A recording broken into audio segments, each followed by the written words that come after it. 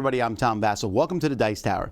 And today I'm going to talk about my top 10 dice placement games. Last week we did a top 10 list with Sarah Shaw with our top 10 worker placement games, where you place a worker on the board and you take the action. Well, I did not put any on the list of my dice placement games because I think that's a subcategory of worker placement. It is one for sure. But I thought it was strong enough to warrant its own top 10. And that's true because I was easily able to make a list of top 10, and there was some cool games like Euphoria and Shalia that didn't even make the list. There's a lot of cool games on here that didn't make it, but I want to talk about the 10 that did.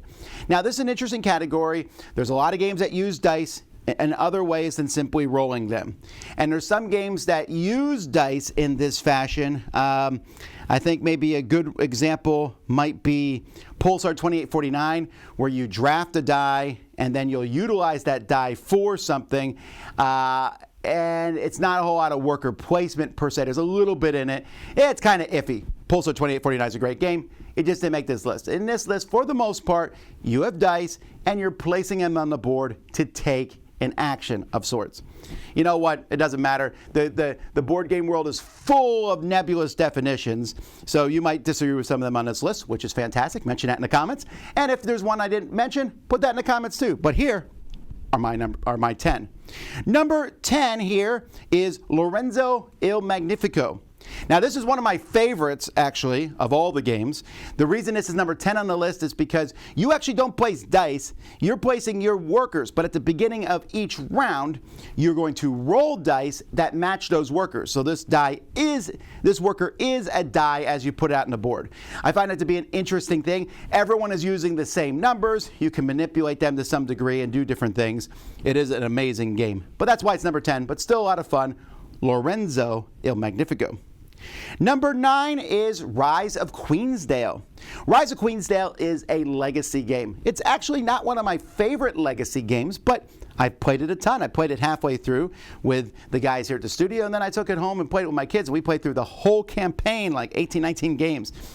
You get to know a game pretty well after doing that. And in this game, you're rolling dice every turn and putting those dice in different spots to get various actions. But you're also customizing your dice as time goes by. You're getting to put stickers on the sides of them to make your dice better. That's a really cool concept. It's actually one of the few worker placement games that does that. I would love to see a worker placement game where you customize your dice, sort of like Dice Forge, but it's also worker placement. That would be neat. Number 8 here is Artemis Project. Artemis Project is one of the crunchier games on this list, where you're building in the Arctic and you're building up a thing and digging. And this one has dice, and one of the cool concepts of this game is some dice are better and will get you more resources, but the lower dice go first. So if I place a 1 somewhere and you place a 5, you're going to get 5 resources or more resources depending on where you go. But I'll get mine first, and there might not be enough left for you. Nice concept. The game is really well put together. Number 7 is Circadian's First Light.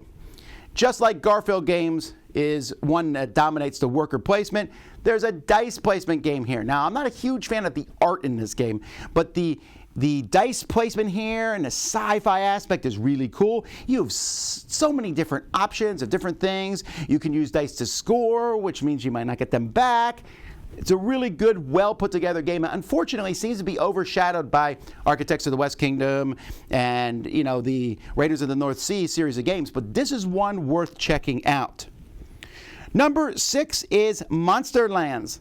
Now, Monsterlands is a tower defense game, essentially, where these monsters are attacking and you need to defend them, and the monsters are attacking and you're all working together and you're placing dice to load up, to get things, to go and fight monsters. You have your dice. Dice are used for so many different things in this game, and you're trying to collect more dice to use.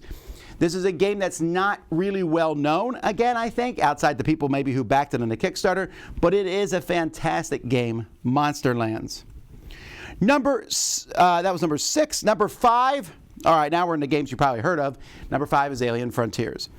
This is the game that started Kickstarter. This is the game that was one of the first dice placement games that came out, and it's still a classic. As you place dice around a board to be able to send colonies to land and colonize the planet, you're getting different resources with dice, putting out when you roll the dice and put them out, you're looking for pairs, you're looking for different things. It is a solid game. It's made better with the expansions. There is a ton of expansions. There's also a lot of additions of Alien Frontiers, but it doesn't really matter. Get any one of them. They're all good. The expansions make it better. Alien Frontiers. Number 4, a game that was often compared with Alien Frontiers, but now there's many games that do this, but Kingsburg. Kingsburg is the OG of this this genre here. This one you only have 3 dice, really. Well, you could get more dice, but most of the time you have 3 dice. You roll them. Whoever rolls higher is going to have more options. Whoever rolls lowest goes first. Simple concept. And you can put out 3 dice, 2 dice together. You don't have a ton of options in this game, except as it goes by. Then you have ways to manipulate the dice. You could get extra dice. You could maybe have a special ability to go to the same spot as somebody else. This is a simple game. They just came out with the 2nd edition a few years ago. That doesn't look especially pretty, but plays really well. Classic game, Kingsburg. Number 3 is Fantastic Factories. I really love this game. A game in which you're going to start, you roll some dice, you place these dice to get resources, but you're also collecting cards. And as you collect cards in this game, you have more spots to put your dice. You have a chance to get more dice.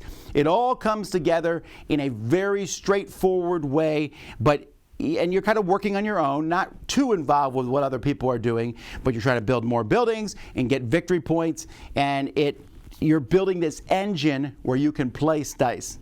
And the fact that it just seems like every turn you get to do cool things. I put a dice here, which gives me this resource, which lets me play this card, which I then can put a die on. Oh, that combo stuff is delicious. Number 2 is Rajas of the Ganges. Oh, now this one you're actually placing a worker and a die type thing, and the dice are going to let you go to different spots on the board. There's 4 different colored dice, so you got to figure out which colors you want to get. You're using these dice. The dice are really pretty, by the way, in this game. This is a point salad-y style game. In a sense, you have 2 tracks, a money track and a point track. They're going opposite directions. When they cross, you win.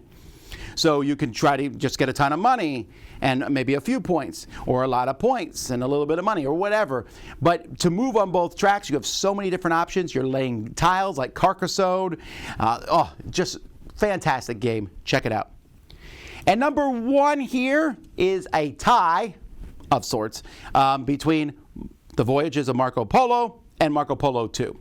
They're essentially the same game, and you know this because the characters from one game can be used in the other. If I'm picking one, I like the second one better, Marco Polo 2.